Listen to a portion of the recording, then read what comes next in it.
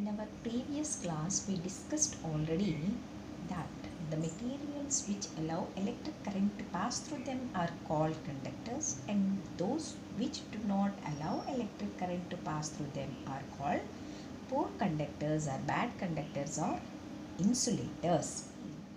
That the conductivity of electric current in some liquids. Let us perform some experiments to test if the liquid conduct electricity or not. Now, suppose you have given some solutions like salt solution, distilled water, soda water, lemon juice, tap water, sugar solution and kerosene. To test whether these liquids are conducting electric current or not. What is electrical conductivity? Electrical conductivity is the ability of a substance to allow the flow of electric current. A substance may have a good conductivity irrespective of whether it is a solid or a liquid. A liquid with a good conductivity is called as an electrolyte, and the one which is incapable of conducting electricity is called as a non-electrolyte. To test the conduction in the given solution, we use a conduction tester using LED. LED is light emitting diode. It glows even when weak current passes through the circuit. That means it needs less current than the bulb. There are two terminals which are called leads attached to an LED. One lead is slightly longer than the other. While connecting to the circuit, this long lead is connected to the positive terminal of the battery and the short lead is connected to the negative terminal of the battery.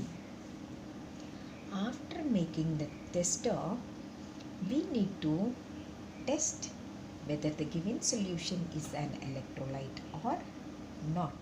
For performing experiment, what we need: make a circuit using a bulb, bulb holder, battery, battery holder and pieces of copper wire, and prepare the solutions of salt, sugar and take lemon juice, soda water, distilled water, tap water and kerosene in separate glass tumblers. Test each of the solution by placing the conducting wire attached to a metallic conductor. Say it may be a safety pin or a paper clip into each solution. After testing one solution, we need to wipe off the wire with a paper towel before testing another solution. Record your observation and compare. And whenever the bulb glows, we can say that the circuit is closed. And the solution is a good conductor of electricity, and that solution is known as electrolyte. After doing the experimental setup and after our observation, we can say that the tap water, salt solution, lemon juice and acids added in the water, the aqueous solutions of acidic solutions or basic aqueous solutions or salt solutions are good conductors of electricity. Some liquids which we have taken, those are kerosene, distilled water and sugar water. These are non-electrolytes. How can you say this? By seeing the bulb glowing. When the bulb glows, the circuit is closed. That means electrical conductivity is occurring in the given solution.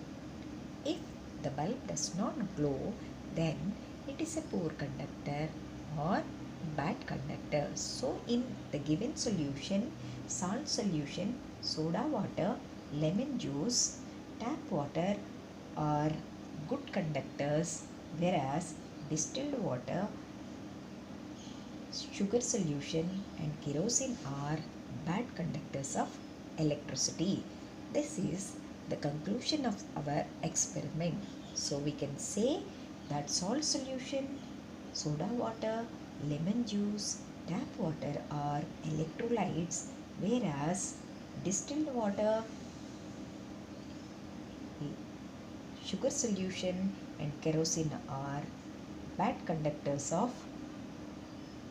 or poor conductors of electricity. The same observation can be done by using a magnetic compass. Take a matchbox, discard the cover and keep only the tray. Place a small compass inside the tray, wrap a conducting wire a few rounds around the tray, connect one free end of the wire to the terminal of a battery, leave the other end free. Take another piece of wire and connect to other terminal of the battery, leaving the other end free. Now join the free ends of the two wires. The compass needle shows a deflection, or that means our tester is ready. And if you dip the two free ends in a solution, say lemon juice, salt solution, tap water, then the deflection will be seen in case of magnetic compass needle, whereas when you are wiping with a paper, then again dip them in distilled water, kerosene and sugar solution, then there won't be deflection observed in case of magnetic needle. So by this also we can say that salt solution, soda water, lemon juice, tap water are electrolytes, whereas distilled water, sugar solution and kerosene are non-electrolytes. More examples of electrolytes and non-electrolytes, those are tap water, we tested sulfuric acid, nitric acid, hydrochloric acid, common salt solution are good electrolytes, are good conductors of electricity, whereas distilled water, sugar solution, spirit, acetone, benzene are non-electrolytes. Electrical conductivity of water. Water that is not in the pure form becomes a good conductor of electricity because of the presence of impurities. It's always advised that while handling electrical appliances, we should ensure that our hands and feet are not wet so that electric current does not pass through our body and we do not get an electric shock. Impurities or electrical conductivity of water. Although distilled water does not conduct electricity, ordinary tap water is a good conductor. This happens because the dissolved salts in the tap water. This increases the conductivity of water. For an electric current to flow, charged particles should move freely. These particles are also known as charged carriers since they carry the charges. In the metals, the charged carriers are the electrons. In liquids, these charged particles are called as ions, negatively or positively charged atoms. The movement of charged particles constitute electric current in the liquids. For example, in a salt solution or an acidic or a basic solution, negative and positive ions are formed and constitute electricity. For example, common salt, which is sodium chloride, on dissolving in water get dissociated into sodium ion positive and chlorine ion negative. Since sodium chloride dissociate to give ions, it is called as an ionic compound. The electricity is carried by these ions that are able to move in the solution. Liquids like distilled water, alcohol, kerosene, sugar solution are non-conductors of electricity because they are made up of by molecules which do not dissociate to form free ions. When electric current passes through conducting solution, it causes a chemical reaction. This is known as chemical effect of electric current, and it can be seen best with the example of electrolysis. Electric current is passed through a solution. We notice bubbles of gases. This is due to the occurrence of a chemical change in the color of the solution, formation of precipitation, and change in temperature of the solution can also be observed because of chemical reactions, which is known as the chemical effect of electric current. Now, electrolysis is the best example for the chemical effect of electric current. Electrolysis is a process in which a substance in a liquid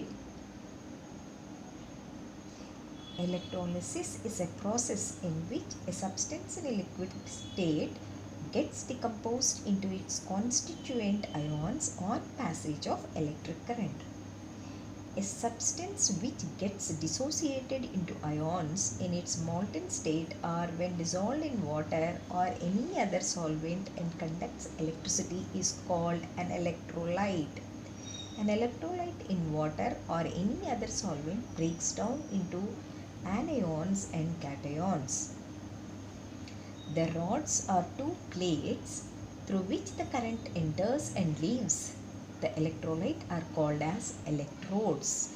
The electrodes at which the current enters the electrolyte is called as an anode, and the electrode at which it leaves is called the cathode.